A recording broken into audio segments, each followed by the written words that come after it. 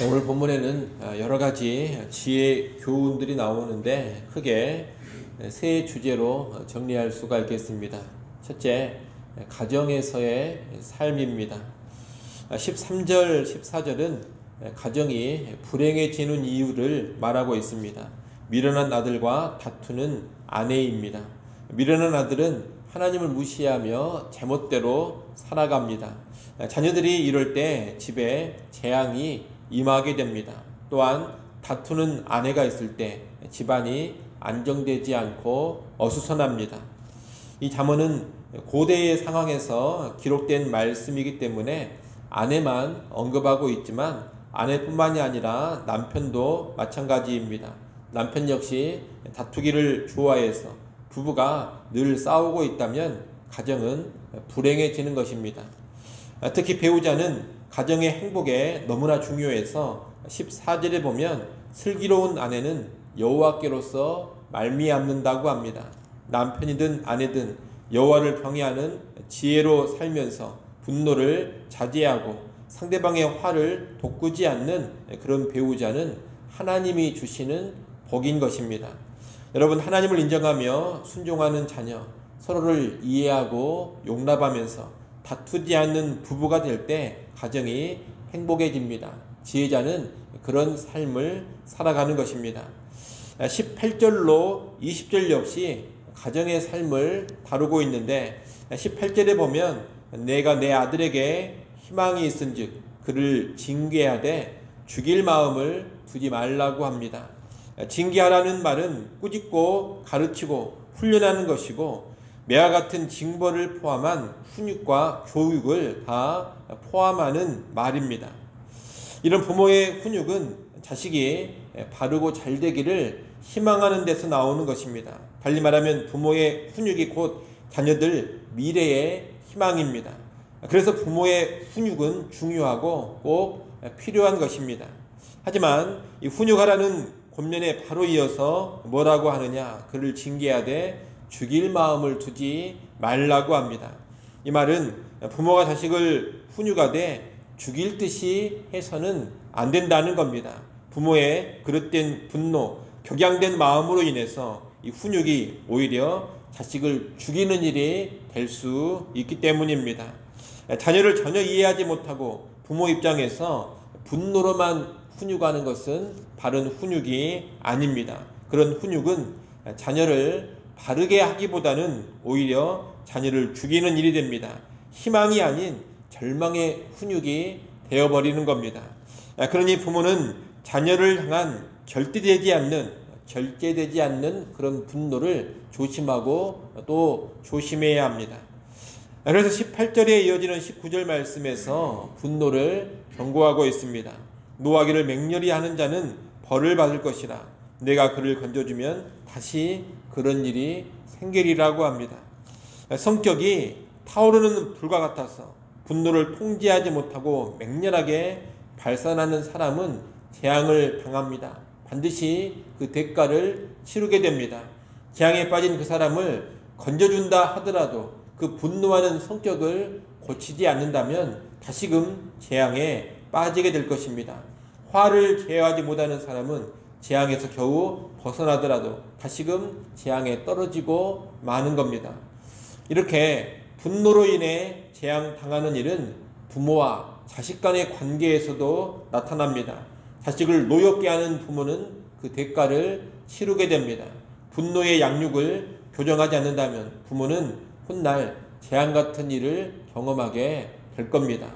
부모된 이들은 이것을 명심하고 자녀를 훈육하되 분노의 감정에 사로잡히는 그런 어리석음을 피해야 할 것입니다. 아울러 가정에서 자녀들은 부모를 공경하며 부모의 훈육을 잘 받아가야 합니다. 20절에 보면 권고를 들으며 훈계를 받으면 지혜롭게 된다고 합니다. 자녀들이 부모의 권고, 부모의 훈계를 잘 받아들인다면 그 자녀는 지혜롭게 될 것입니다. 그러나 26절 말씀처럼 아비를 구박하고 어미를 쫓아내는 자는 부끄러움을 끼치며 능욕을 당합니다. 부모를 무시하고 공경하지 않는 자식, 부모를 함부로 대하는 자식은 큰 수치와 망신을 당하는 겁니다. 특히 자녀들은 지식의 말씀에서 떠나게 하는 교훈을 듣지 않아야 합니다. 27절 말씀을 여러분이 한번 읽어보십시오. 27절 읽습니다.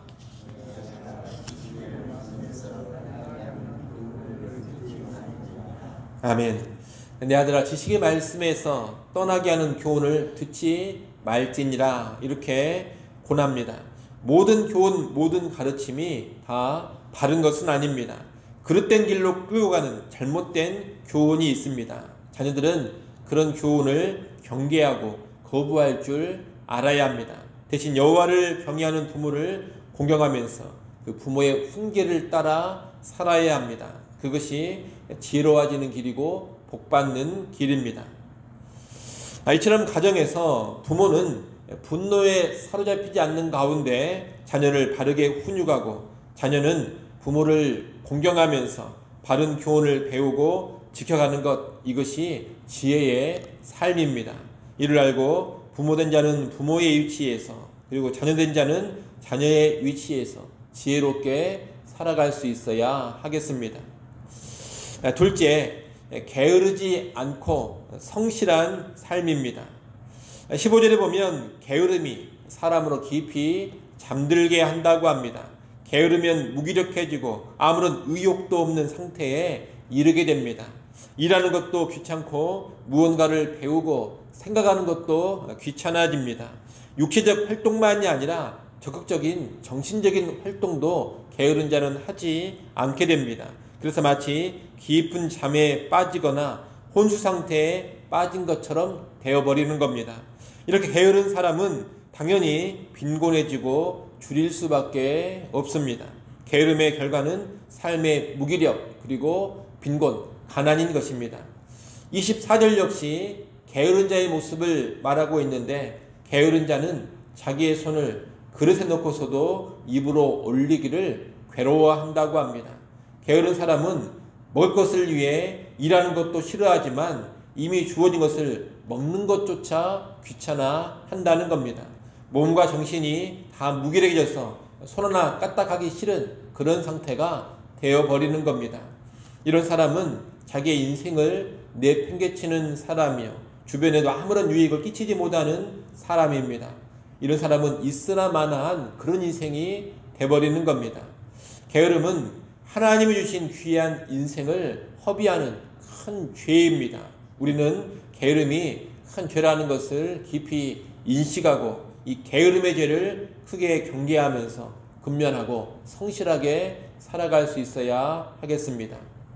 마지막 세 번째로 여호와를 경외하며 계명을 지키는 삶입니다.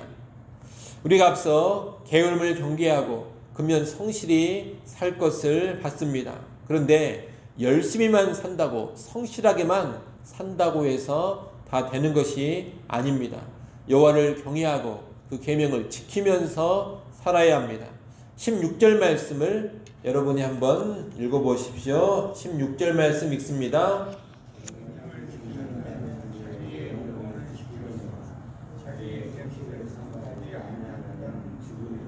아멘. 여호와를 경외하며 그 계명을 지키면 영혼을 지켜 생명을 누리게 됩니다. 그러나 하나님의 계명을 무시하고 경거망동하면서 방지하게 살아가면 죽게 됩니다. 인생사는 하나님을 무시하면서 그저 내가 열심히 산다고 해서 다 잘 되는 것이 결코 아닙니다. 인생의 주관자는 하나님이십니다. 그러니 하나님을 무시하고 살아가는 삶은 아무리 성실하고 부지런히 산다 하더라도 결코 참된 성공을 보장해 주지 않는 겁니다. 21절 말씀을 같이 한번 읽어보겠습니다. 21절 말씀 함께 읽습니다. 사람의 마음에는 많은 계획이 있어도 오직 여호와의 뜻만이 완전히 서리라. 아멘. 여러분, 사람이 아무리 많은 계획을 세우고 이것저것 열심히 추진한다 하더라도 결국 만사는 여호와 하나님의 뜻 가운데 펼쳐져 갑니다. 하나님의 뜻대로 모든 것이 이루어집니다. 그렇기 때문에 하나님을 무시하고 하나님 말씀을 무시하면서 살아가는 인생은 결코 성공할 수가 없습니다. 여호와를 경외하고 그 계명 말씀에 순종하는 자가 성공적인 인생을 살게 되는 겁니다. 그래서 23절에도 보면 여호와를 경외하는 것은 사람으로 생명에 이르게 하는 것이라 경외하는 자는 족하게 지내고 재앙을 당하지 아니하느니라 이렇게 말씀하고 있는 겁니다. 그러면 구체적으로 여호와를 경외하고 그 계명을 지키는 삶은 어떤 삶입니까? 그것은 사랑과 정의의 삶입니다. 사랑의 삶, 정의의 삶, 이것이 여호와를 경외하며 계명을 지키는 삶이라는 겁니다. 사랑과 연관해서 오늘 본문은 가난한 자를 불쌍히 여기는 것을 우선적으로 말합니다. 17절을 보십시오. 가난한 자를 불쌍히 여기는 것은 여호와께 꾸어드리는 것이니 그의 선행을 그에게 갚아 주시리라. 가난한 자를 불쌍히 여기는 것은 마음의 생각만이 아니라 실제 물질로 가난한 자를 돕고 섬기는 것을 의미합니다. 그렇게 하는 것은 여호와께 꾸어주는 것과 같아서 하나님이 갚아주신다는 겁니다. 가난한 자를 사랑하며 돕는 사람에게 하나님의 보상이 있다는 겁니다. 22절 상반절도 사랑의 삶을 말하고 있습니다. 사람은 자기의 인자함으로 남에게 사모함을 받는다고 합니다. 인자함이 곧 사랑인데 인자함, 사랑으로 살아갈 때 다른 사람들에게 인정과 존경을 받게 된다는 겁니다. 사랑의 삶은 하나님이 갚아주시는 보상에 더해서 사람들의 인정과 존경까지 받는 그런 복을 누리게 해주는 겁니다. 여호와를 경외하고 계명을 지키는 삶은 또한 정의의 삶입니다. 22절 하반절에 보면 가난한 자는 거짓말하는 자보다 낫다고 합니다. 여호와를 경외하고 계명을 지키는 자는 돈이나 이익에 끌려서 거짓말하지 않습니다. 차라리 가난할지언정 진실과 정직을 택합니다. 28절에서는 망령된 증인은 정의를 업신여기고 악인의 입은 죄악을 삼킨다고 합니다. 여호와를 무시하는 자들은 정의를 무시하면서 거짓 증언을 하고 죄악된 일을 거침없이 행합니다. 죄악된 말을 쉽게 내뱉습니다. 그러나 여호와를 무시하는 이런 거만하고 어리석은 자들에게는 29절 말씀처럼 심판과 채찍이 내리쳐집니다. 하나님이 심판하시고 하나님이 벌하시는 겁니다. 지혜자는 이것을 알고 언제나 정의의 길로 가는 겁니다. 여러분, 여호와를 경외하고 계명을 지키는 삶이 지혜자의 삶인데 그 삶은 구체적으로 사랑의 삶이요 정의의 삶입니다. 이를 아시고 사랑과 정의로 인생을 살아가시기를 바랍니다. 그렇게 살아갈 때 생명을 누리고 풍성함을 누리게 될 것입니다. 그리고 오늘 본문에서 지혜로운 삶과 연관해서 세 가지를 봤습니다. 가정에서 부모가 자식이 올바른 삶을 사는 것, 이것이 지혜자의 삶입니다. 게으르지 않고 성실하게 살아가는 것, 이것이 지혜자의 삶입니다. 또한 여호와를 경외하고 계명에 순종하면서 구체적으로 사랑과 정의의 삶을 사는 것이 지혜자의 삶입니다. 우리 모두 이런 지혜자의 삶 살아갈 수 있기를 간절히 축원합니다. 기도하겠습니다.